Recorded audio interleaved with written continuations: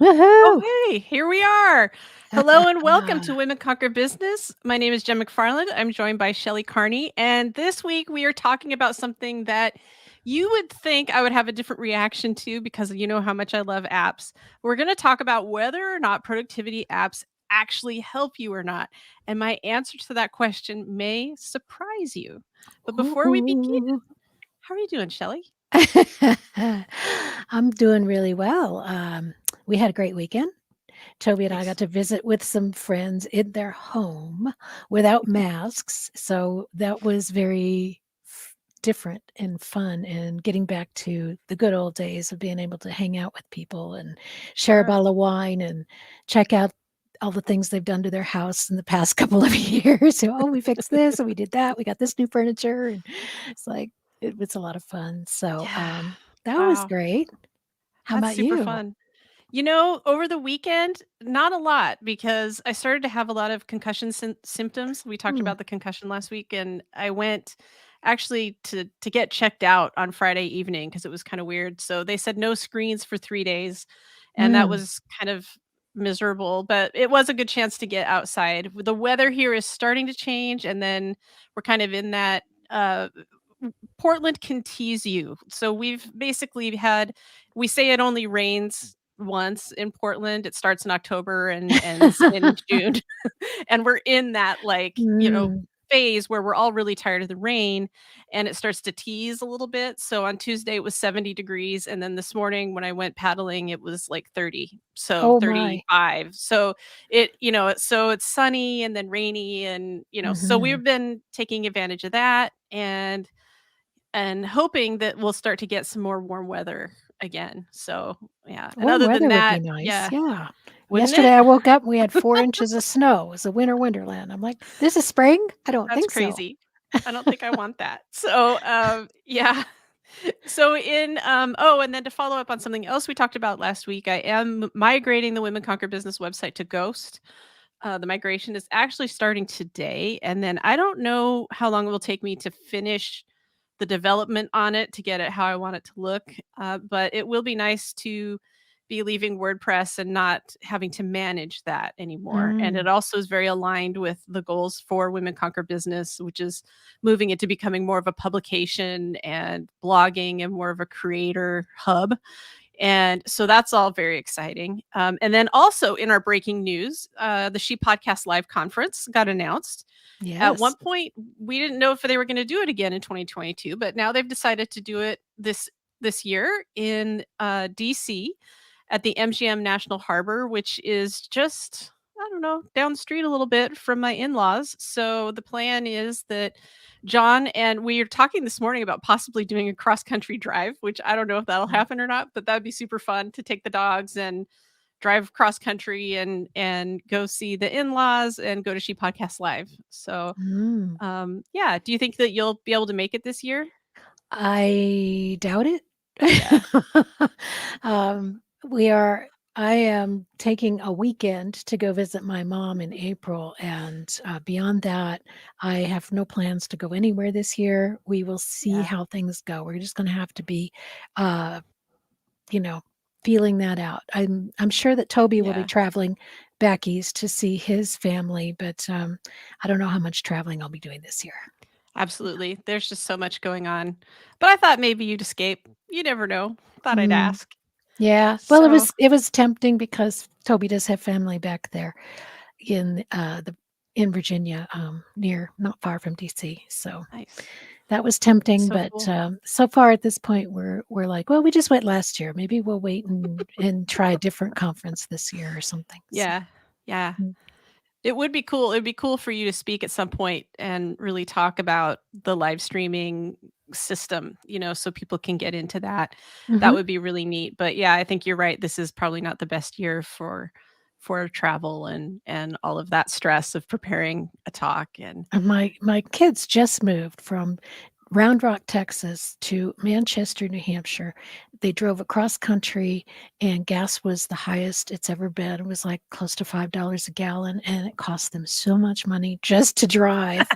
So I was like, "Oh, yeah, maybe we'll wait yeah, for the war to be over. Yeah, we would do it just for the fun of it, not necessarily to save money versus flying. And we have two little puppies, so it would be also to have my husband's family meet the dogs, and his sister lives on a big farm, so it'd be really fun for them to just run around like a couple of crazy heads with horses and all kinds of Yeah. critters. So yeah, so I think we'll be at She Podcast Live and in DC in the National Harbor. That'll be super fun. Mhm. Also in breaking news, we've got all kinds of breaking news. Amazon AMP, it's a new thing. It's like if Amazon did Clubhouse. Is that is Well, that your impression of it? it's kind of a Clubhouse, but they're leaning more towards the Spotify model where they're adding music and being like DJs, but they're really focused on big name celebrities, people Yeah. who are going to bring people into the platform rather than supporting small time creators. Yeah, independent So, creators. yeah, independent Like creators. us. Yes. Yeah, Right. and that's what's so interesting. Amazon started rolling out all of these tools, send us all these like creator links and all kinds of stuff. And then we've talked about it before how Amazon's like Winchester House, like it's like so everything's everywhere. It's really hard for anybody to kind of figure out how to do anything.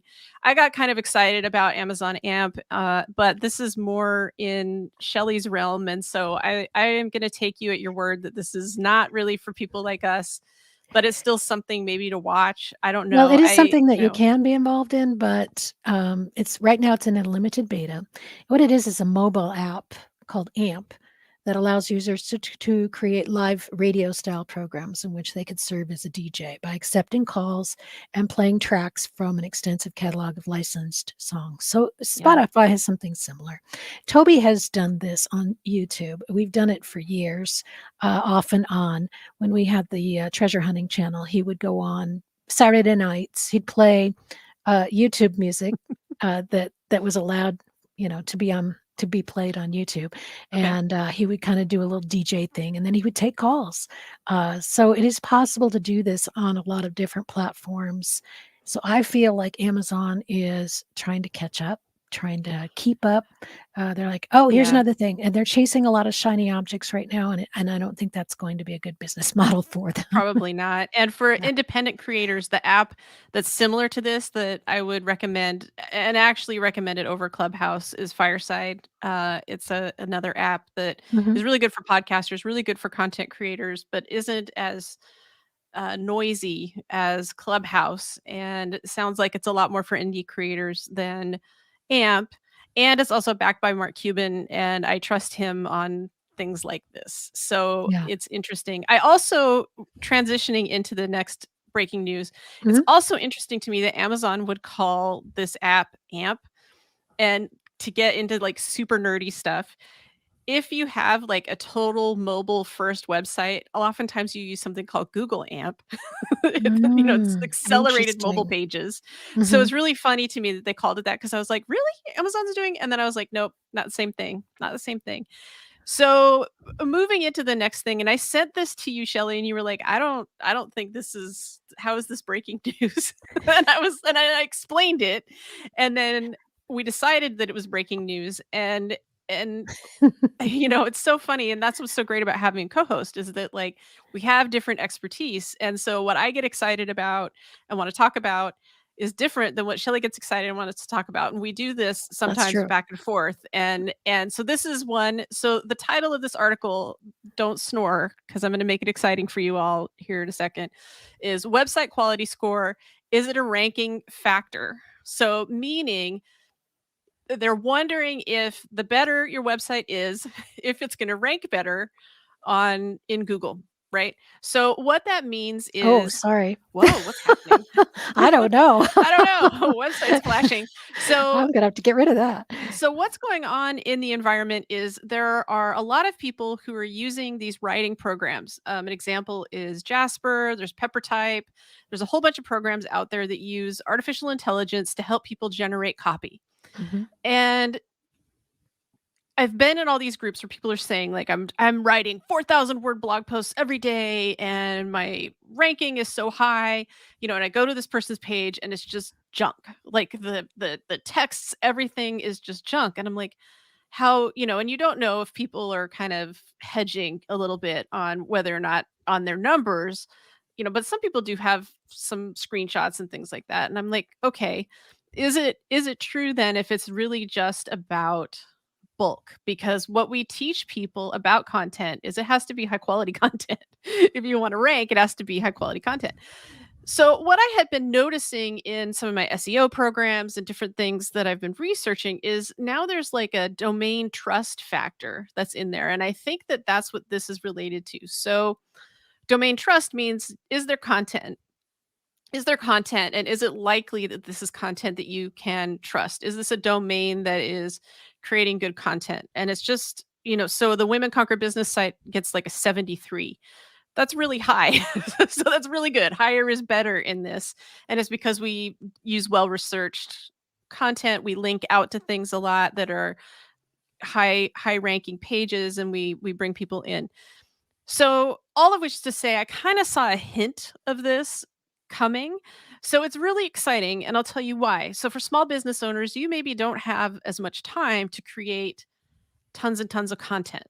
And now, the people who are doing these kind of content farms where they're just using like artificial intelligence to generate a lot of content that may be nonsense, meaning you read it and you kind of get a general idea because the AI writing, it really just isn't there to create anything sensible. And a lot of people who are doing that, they don't understand the other components that go into search engine optimization, which is getting found on Google, which is also getting backlinks and all kinds of things so that people are more likely to go to your site. So, all of which is to say, people who try to cheat the system with Google, Google always catches up. And now Google is catching up with the people who are creating bad content, which means that you, as the business owner, are once again back in play in terms of creating good, high quality content. You don't necessarily have to create a ton of it, but just create some. And as long as it's good and high quality, which is getting back to the fundamentals of what anybody should be doing when they're creating, because it takes time to create. So why not create good stuff? Now Google is rewarding people possibly with ranking higher if you have good quality content, not just a ton of content. And it makes a lot of sense because people used to stuff keywords into their content, and then that's penalized now. You can't just type dog over and over again and expect to rank at the top for dog. You have to actually talk about things that people care about. And so I saw this article and I was like so excited. And yet, for most people, this is not an this is not an exciting thing because it's like all talked about in such a nerdy way. But for the average business owner who just wants to talk about their services and really is passionate and cares a lot about what it is that they are doing, this is huge. This is really great stuff for people because over and over again I tell people don't cheat the system. And like Mm. here's a time where it's like, see, that's why you don't cheat the system. Humans win over AI. Woohoo! Always. It's always We it's beat the always robots. humans over the robots. Use the robots. Like I use AI, I use lately AI all the time. Like use the robots with human intervention. That's what you always have to do. Yeah. So yeah. So that's the bottom line on that. And so did I make it more exciting for you, Shelley? Did I make it more interesting? Well, in a way, yeah, because I've used the AI for idea generating, or sometimes to pad a paragraph, or to put together an outline for a presentation or something. I have used it, but a lot of Yeah. times I'm disappointed with it because it's just a bunch of fluff words. And what I really want is more the statistics and the research, but that's something that I have to do myself. So it didn't Yeah, save me any time. it doesn't do a So lot with substantive content. yeah, exactly. It's just Yeah. fluff. And I have enough of that fluff stuff. I need real hard facts, you know? Yeah, I'm a big fan of Pepper Type. That's the one that I use. I use it sometimes to help with writing descriptions, like product descriptions for the podcast that we Mhm. put up on YouTube. I just put the information in there about what we're going to talk about and I let it generate it. And then I go through and edit it to sound like us. But it Mm. helps with kind of saying, oh, okay, so this is the structure of, say, a Mhm. YouTube description, which I'm not used to writing as often as we do for the show. So it's good for that. But like people use it for like long form content. And I'm like, there's no way. Like it comes out and it's all gobbledygook. So Yeah, and it's uh not personal. it's not personal. Uh, You always have to personalize it and that's why creating good content takes longer. And yeah, that's why Google's gonna reward you for that. which is why we So came up with our method of doing it, starting with the live stream and spreading it out is from there. But you start off with something that's real and personal and in our own words, our own language. So you get that absolutely. carries through to all the other content that you produce from it. And that leads us into productivity. So you can try tools like AI that are they purport to make you more productive. Like you can generate all this content and we'll do it in a flash, and it's great. And there's nothing wrong with that, but is it making you more productive if you have to go back and edit it? And for me, I found that if something is creating long form content, it actually took me longer to go back through it and check the work than, Right. as opposed to something shorter. So that's why it works well for idea, like you said, like brainstorming ideas, coming up with some short descriptions so that you're like, oh, okay, yeah, I get an idea, and then I can just take it and run with it. Mhm. And that's what it's good for. But it's always good with like human intervention. So as we kind of start to segue into the topic, which is really, do productivity and task management tools work? I kind of was thinking maybe we could back up a little bit because we haven't really talked a lot about how part of productivity is that you actually don't work yourself to death to be more productive. And I feel like that's something that and that's part of why I struggled so hard with the concussion and no screen for 3 days, Mm. because I wanted to work through it even though it was the weekend and everything. So, even though I know inherently that working longer does not in fact make me more productive. Yeah. It needs to be focused on the goal, right? First, you start with the goal, and then you break that down into tasks, and those are the things that you focus on. And if you spend too long on each thing, you work yourself to death, right? Right. So, so so that's kind of the preface, right? So we're going to talk about productivity tools. We've talked a lot about making checklists, but if you are wearing yourself out, and my business partner Gail is so great about kind of telling me I need to rest. And so if you're wearing yourself out, you have to look at all of these other factors. And I think that that's part of it too, is look at all the factors so that you can understand what it is that's actually distracting you from being the most productive. Is it a distraction or an interruption? And I love this because these are actually two different things. Like I have always blended them together to be the same thing. An interruption would be if my husband came walking in to the office right now, he would be interrupting my work. A distraction is when I pick up my phone and Mm. I'm distracting myself. Mhm. So, are you distracting yourself and then you just stretch out your day to be 12 hours long because you weren't focused on the work, and that's what the time audit can be helpful with, or are you being interrupted a lot and need to find a more dedicated space if it's possible to work in? And then are you working so many hours, or have you decided that you just need to work until you get everything done, to a point where you have completely lost your productivity and you need to close the computer, turn off the monitor and go hang out with friends and family? Yeah. I'll make a point of it to 5 o'clock. I start looking at my clock. I'm like, okay, it's getting to be 5 o'clock. It's time to make dinner and get away from the computer for the rest of the night, and I do. I don't sit on the computer all night long. I used to, and my husband worked nights. I'd be on the computer sometimes till 10 o'clock at night, and then he'd be coming home at that time of night, and Yeah. I would be on from morning till night, it, just researching and learning Yeah. and clicking and You keeping know, and busy. I tell you, this is a habit that I got into before I started my own business.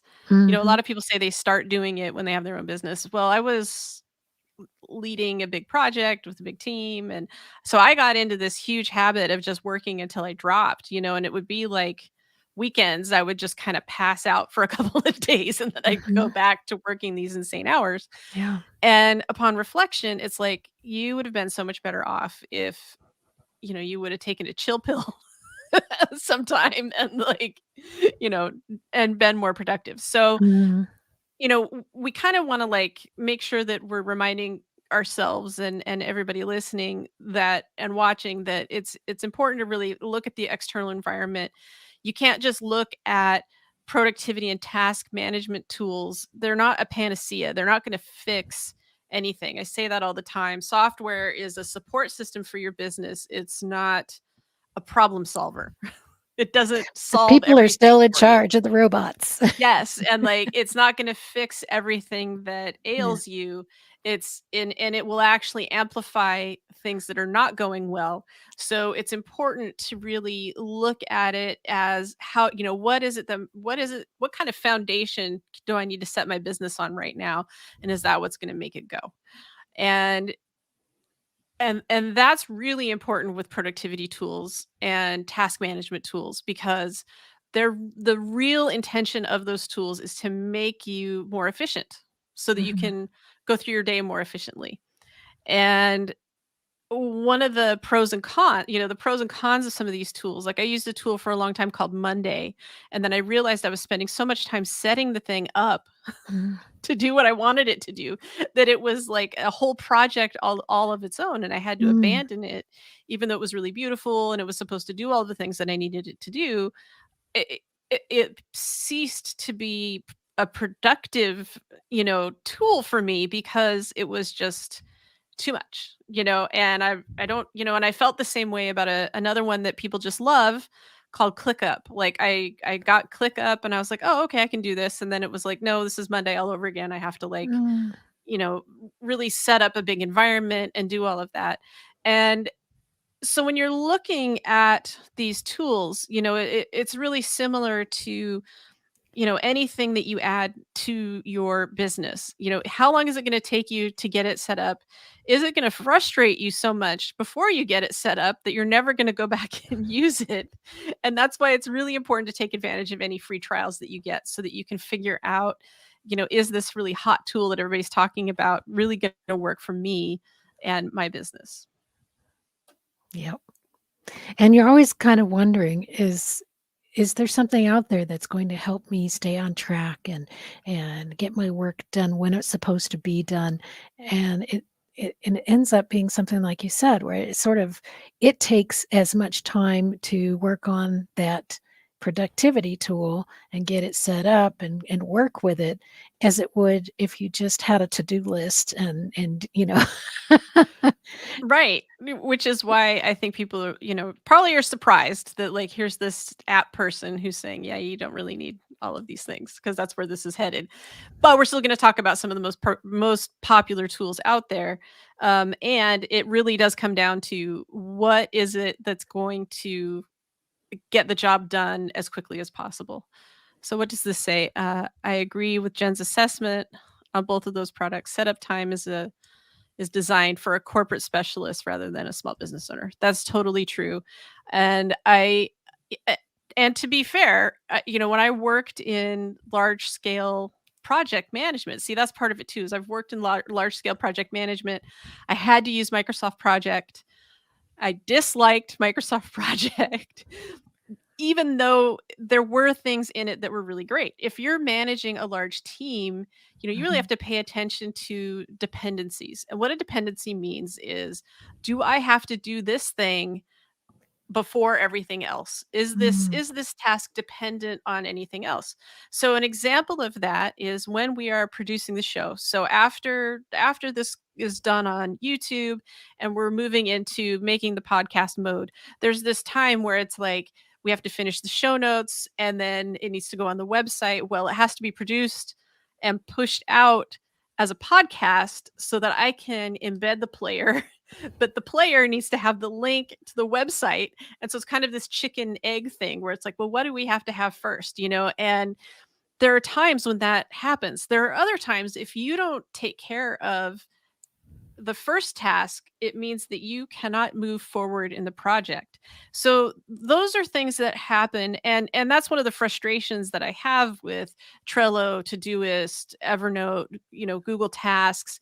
They don't seem to manage things like dependencies as well. You know, a Kanban board, which is what it's called for like almost all of these are Kanban boards. Kanban boards are where you see the columns that are like, you know, to do, in progress, and done. It came out of Toyota actually, and it was a system that they used for years just to like move things through a process line. It's really great for that type of work. But if you start to do anything a little more complex, Kanban boards aren't going to get you anywhere. You know, you Right. might need a Gantt chart, which is another way of kind of mapping out, you know, what it is that you have to work on, how long does it take, and then in like Microsoft Project and other programs, it's like, and what else needs to happen before I can get that done?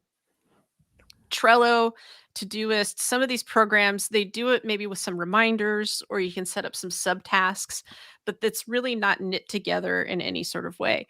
And that's my frustration with it. People will spend, I don't know, piles of money to use some of these tools because it's what everybody's talking about. Mm. Asana is another one. There's a lot of them, and they are all fundamentally the same, and they add some different features and bells and whistles.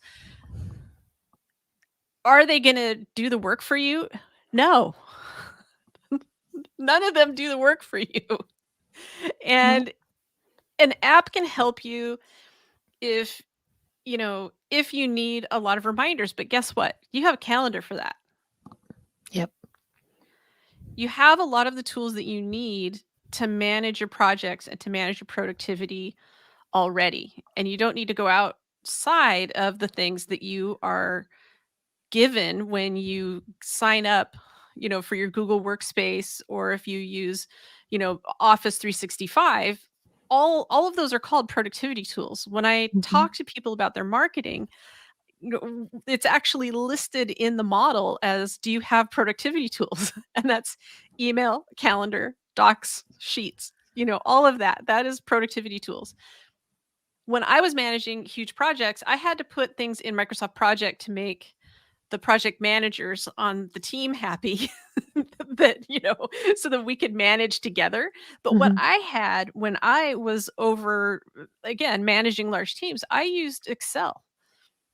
You could also use Google Sheets, and there's a website that I just love. It's absolutely fabulous for small business owners. Many of their spreadsheet templates are free. It's called Vertex 42, and it's Vertex 42.com. Almost all of it is free. You can download these templates, and it's he's done all of the programming if you want something fancy. But there are also some really great ways that you can just be tracking tasks and working with people. Now, I was using Excel and I was managing a team and keeping up and working with people and making sure that they were staying on task. So you might be thinking, well, why would I use Google Sheets? I have a team of 10 people or whatever. And you can still do it that way. You can also do a lot with like reminders and tools like that. And that's something that, you know, if you have a Trello board and everybody's in there, that can be really effective for that. You know, and a lot of people really like that. It is about what works for you and makes it a little bit more efficient and something that can help you track things. I would say make sure that you can get some reminders and, you know, like Todoist is really great with like setting up all of the reminders and things like that. These apps only work though if you use them and if the whole team uses them. If Mhm. there's anybody who's not using it, it falls like a house of cards really, really quickly. Yeah. You can't be a part of a team and not be totally the part of the team that, and doing what the team does when it comes to communication and sharing what you've done and what you still need to do. People need to know where you're at if you're part of a team. If you're doing things all on your own, you've got to do what works for you. And Toby's reminder system is me. I'm just like, did you see this on our calendar? Don't forget. So people need that. But I'm usually pretty good about if I have a thing I know I need to do, I immediately put it on my Google Calendar. And Yeah. that's, of course, it's on my phone. It pops up on my phone, pops up on my Fitbit watch, it pops up on my computer so that it reminds me and I'm aware and then I can get it done. I can remind other people that it needs to get done. We share Google Docs. I think the things that have been around the longest because they work for most people. Yeah. Yeah, and Google Tasks, so it's everybody's trying to figure out if Google Tasks is gonna be around anymore, but it's actually baked into your Google Workspace. So if you look Mhm. in when you log in, even to your email, it's one of the things on the sidebar, at least it is on my Mac, and you can actually it knits everything together, and that's one of the things that is also included with your Google Workspace. So your Google Workspace. So if you're in the Google environment, that might be a good option for you along with Google Sheets. I love Toby. Without Shelly, I would wander around wondering what I had to do next. He would. He would just go play. He would just be playing all day. He's like a child sometimes. "Oh, look, I can play and I That can sounds do like my." fun though. He does his hobbies. It's good. He Yeah. keeps busy. But you use something. What do you use for I've I've tried chaos control, and it's very similar to tasks because you can open it up and it just has a running thing there. You just click it off. You just go, yeah, I did that. Yeah, I did that. Oh, I still need to do these things. But what it does is it helps me remember, okay, all the Mhm. steps that are involved in getting this one thing done and what day I should get that done so that I can move forward with the week. Um, and you can do that with your Google Calendar if you're good at keeping it updated. And you can put those tasks on your calendar as well. Like I did. I have a Google Calendar and I put, on Mondays, I have one task I have to get done. It's my LinkedIn newsletter. On Tuesdays, I have to get my email newsletter done. And on Fridays, I have to make sure the blog is edited and posted. So those are I plug those into my calendar and I make sure that I get them done. And if I don't get it done that day, it carries over to the next day and it's like, hello, get me done. So that's interesting. Yeah, it was just popping into my mind. Shelly's gonna be like, "Oh no, now we're off-roading. We're going off the show flow a little bit." But how what do you as you were talking about this, how do you feel about I think that there are productivity apps that I use that have nothing to do with productivity. Mm. And I'll What do I'll what do give they you an do with? example. I'll give you an example. So one of the things that keeps me on track throughout the day is an app called Pocket. And I think I've talked about it before. You're nodding, so you probably know what it is, but I am an avid reader. You've mentioned it to me. Yeah, I'm an I'm avid gonna write it reader. down though. I do all kinds of research online all the time, researching things for clients, looking at apps, all kinds of stuff. And if I find myself going down a rabbit hole, I'm Mhm. like, okay, I don't have time to read this long form post. I just hit the button in my browser for Pocket and it saves the article for later. And that's a way that I keep myself on track. Like it's a check. I'm like, okay, I can feel that I've been reading for like a while. I need to get back to things. Mhm. Yeah. I've learned what I need to know for now. That can be saved for later. Mhm. And that is a big time saver for me too. One of the apps that I want to talk about under Tweak of the Week is called Ulysses. And I have found that when I am writing, the more I can create a distraction free environment for myself, the faster everything happens. And one of the things I've been testing are all these different writing apps that help with keeping things out so I don't get distracted by the internet and different things like that. And Ulysses is great because it will work with my new website platform, and it's a place that I can just go and write, and there's not anything else out there that's going to distract me, and it has everything in one place. It's in the Mac environment, but these are things that you can be doing that are productivity enhancers that are not directly related to a productivity app. So it's kind of like find the easiest thing that you can to track tasks and projects and whatever Mhm. those initiatives are, and do that, and then you can spend the money on other, like Pocket is free. I've had the free version of Pocket for years, and then spend the money on things that will really help you get from start to finish quicker. Yeah. Um, so there's the link for, getpocket.com Yeah. for that app. Um, I agree, and the thing I was just gonna talk about was that we use a Google, Doc every week.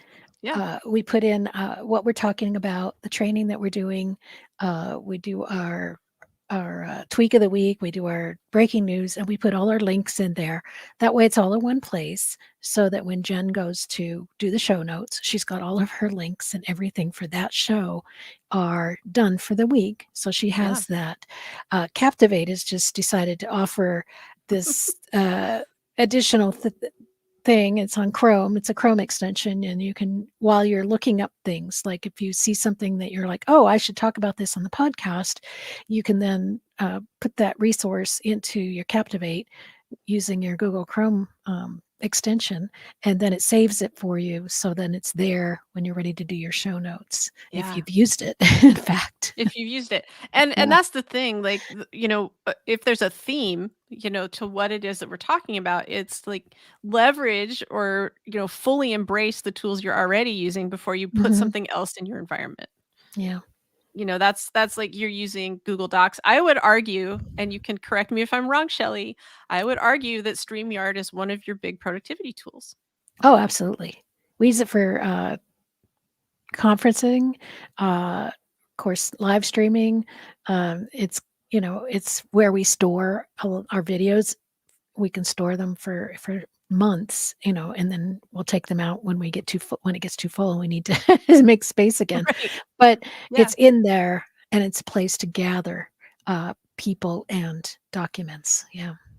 Yeah. And so all of which is to say, these are not tools that are being Pocket, StreamYard, Captivate for podcast publishing. I mean, these are not like quote unquote productivity tools. So think of productivity tools in whatever way will help you. I think Yeah. oftentimes we're like, "Oh, I've got to be more productive. Let me get that task manager," and really that's not maybe what's going to help you the most. Hmm. Yeah. It depends on your business model, what it is that you need to get done every day, how you work. And if you're working with other people who are remote, then you have to have a system that works for both of you. And this is what works for us right now is just a back and forth with a Google Doc, and we just put in what we need to put in there and keep it together, Yeah. and then start over again next week. And that's what works. That's what works. So go So with what why works. break it? You don't need anything fancier than that. If it's working, let it work. That's right. That's right. Well, have we just about beaten this one I to think death, you so. think? Now, if anybody out there has any questions about a specific app, we're happy to speak to that. But Yeah, we yeah, can do that today or on a future show. yeah, absolutely. So please do let us know what you're using, what's working, what's not working, or if you have questions about an app. I mean, I like apps, and I'll go research it and come back with a report. So it's yeah, this is fun. It's fun to talk about. It gets me really excited, and it's not always about the software, even though I love software. The solutions are not always about the software. Yeah, it's do they work and do they promote a feeling that you're in control? I think Yeah. that's it right there in the Yeah. nutshell. Am I feeling in control of my schedule, of my productivity, of my time? Am I in control? If somebody calls me up and says, "Do you have time to talk this week?" I can open up my calendar and I can say, "Yes, let's do 2 o'clock on Thursday, and let's go." You know, I should be able to do that. Yeah, or you can say no. Right, Like, you have exactly. everything in there to say no. Yeah. And I think the other point that you made that is so excellent and is the other theme through here is it has to work with the environment that you have and that you've set up. And if you if you have tools and they're working, are there ways that you can use features that maybe you haven't used before? Mhm. Like, I don't really know a lot of people who use StreamYard for meetings, but of course you can. Yeah, Of yeah. course you can. It makes so much sense. So why would you go buy Zoom Well, if Zoom is you already have free. well, yeah, it If is. it's It's free if just you a pay for it. one-on-one thing, yeah, you can do Yeah. Zoom or you can do Google Duo or any of those, yeah. Yeah, but why would you pay for something else or add Yeah, but another if you're happy tool? with if you're familiar with a product and you like it, use it. Use it the full Yeah, extent, right. exactly. Yeah. Exactly. So, okay, I guess we're Dunzolini with this one. So, and then the last thing that I will mention is I do have a free 7-day reflective journal. It's a social media detox journal. So if Cool. you feel like the time management piece is really you're spending too much time on social media or you want a little aid to help with maybe how your time is being spent on social, download it. It's free. It's at womenconquerbiz.com/social media detox, and you'll be able to find it there. Neat. Go out and So get yeah, that. take advantage of that. Did you use that when you had to be off screen for 3 days? Hey Detox. now, I should have. And if you just wanna give up entirely on, production, tools and all of that, just give us a call at, AGK Media, and, we will do it all for you. How about that? We'll be your app. That's right. Well, I have to say, this working with you and doing the podcast in this different way has been a phenomenal experience. I would just recommend people really explore that. If you're really curious about being a content creator and you're looking for a way to make it easier, take advantage of it because Toby and Shelly have it on lock. They've got this system, they've got it down pat. So definitely, explore that. If you want to have a podcast and have some work done for you, this is a really nice system, and you don't have to be techie. That's right. That's right. We do all the techie for you, and you just show up and have fun. That's Like right. Jen. Yeah, I like having fun. That's right. Who doesn't like fun? And that is available at calendar.agkmedia.studio if you want to schedule You betcha. a free appointment. Is that a free appointment? Is that a free consult? Yes. Yes, it Yeah. is. Let me write that Okay. down. All right. I will just So copy and paste we'll that. copy and paste that into the YouTube or whatever. There we go. And speaking of YouTube, you've got a couple of tweaks of the week that are You YouTube related. YouTubey. Yes, I do. YouTubey stuff. So you may remember that recently Jen and I were talking about how to add a trailer to your scheduled live stream. Yeah. Well, Toby and I had done that on Messages and Methods, and it was like, oh, this is easy. We can do this. So I went to do it on Shelley Carney Live Stream Coach, and I was like, wait a minute, this isn't working. What's going on?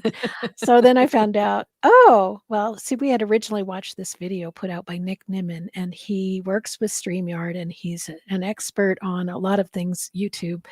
And he hadn't said in his video that you have to have 1,000 subscribers in order to unlock this feature. So if you were wondering yourself, why can't I do this? Because you have to have 1,000 subscribers before you can put the trailer up when you schedule a live stream. So Yeah. sorry. Wah, wah, wah. Wah, wah. Well, some of us aren't there yet, but we'll get there. We We'll are get working there. towards it. We're That's working right. on it. So that's And interesting. And yeah, then what else is going on? YouTube Studio they mobile app. I haven't have even read this stuff. they This is have redesigned the YouTube Studio mobile app from the ground up with a new interface that allows you to navigate with fewer taps and a ton of new features that make it easier for you to manage your channel on the go. And a oh, few that's of these awesome. updates include a new navigation bar to help you quickly access the dashboard, content analytics, comments, and playlist tabs, more data in the YouTube analytics, new search filters for comments, and the ability to appeal a yellow icon monetization decision using your phone. So you can do more with your phone if you're a very phony person.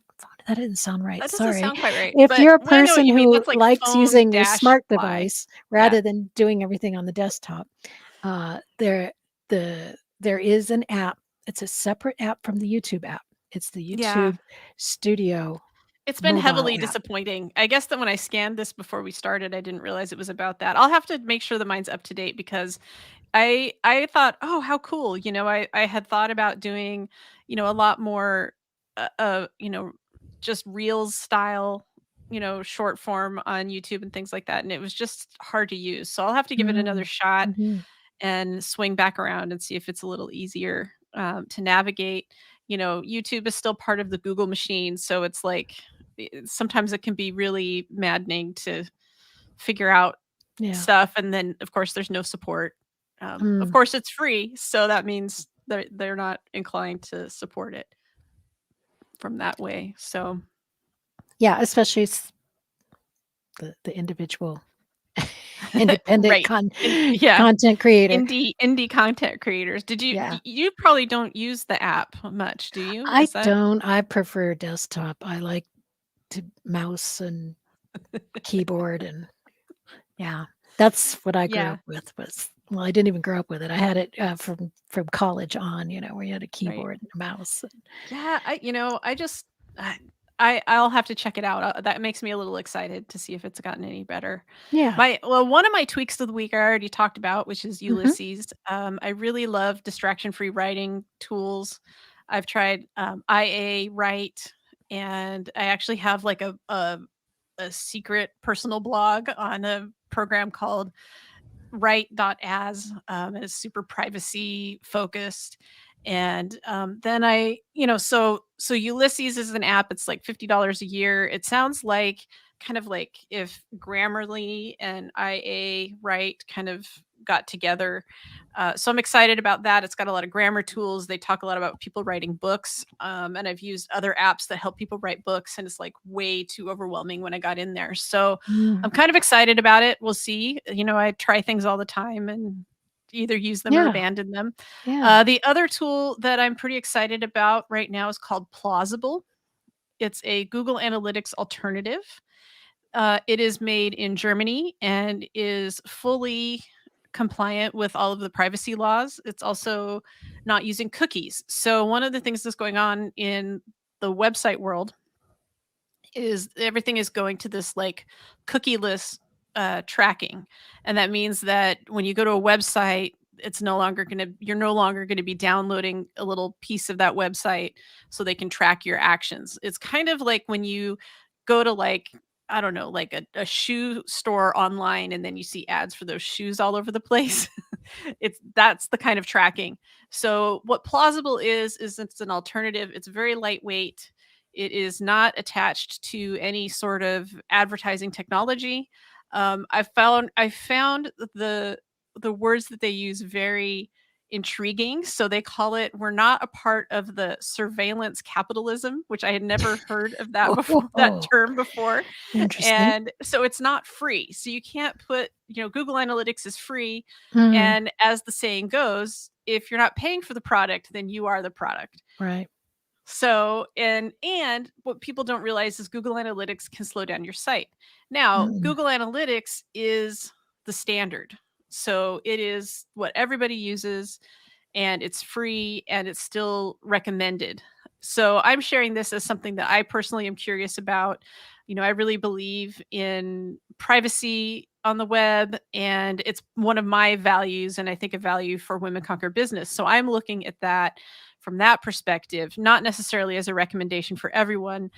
but it is something that's interesting that's out there. And there are a handful of privacy focused tools. And I do like it that it is compliant with the EU. It means no cookie banner, no nothing, Mm. and that's at plausible.io. And I've just been looking at all kinds of software, it seems, for the last week or so. And those are my tweaks of the week. All right. And one of our viewers, Gross Pork, says, I use Ulysses as well. Oh, do you like it? And you keep it at eye level for best focus. Eye level. Okay. Okay. I'm learning here. This is great. Mm. I'm excited. I'm excited to learn it and use it. All right.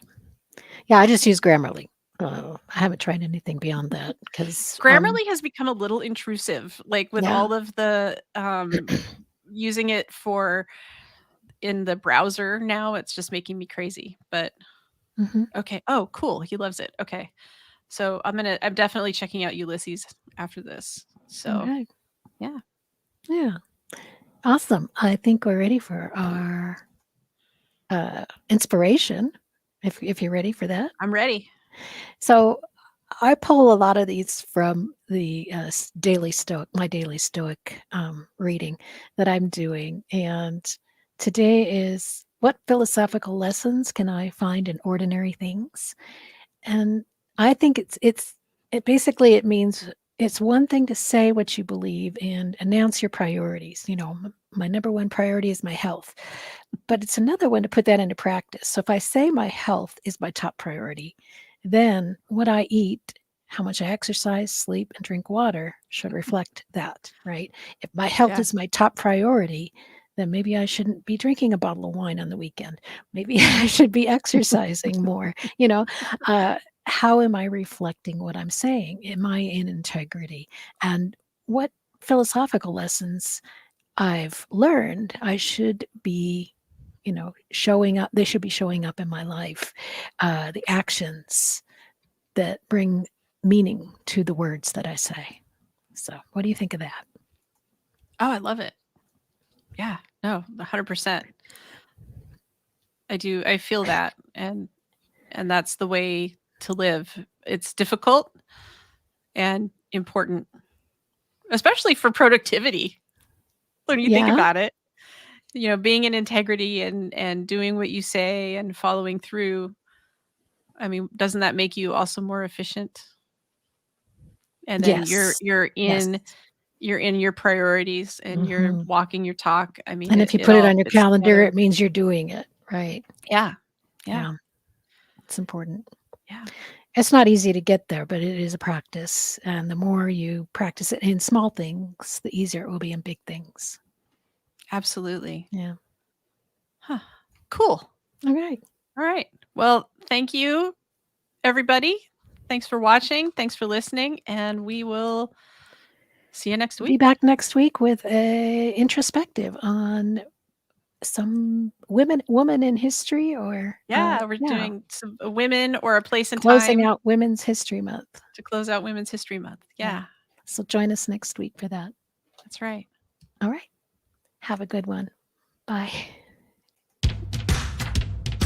Thank you for joining the Women Conquer Business podcast, hosted by Shelley Carney and Jen McFarland. Please subscribe and leave a comment or question regarding your most challenging content creation or business problem. Then share this podcast with family and friends so they can find the support they need to expand their brand and share their message with the world. Check the show notes for links to valuable resources and come back again next week.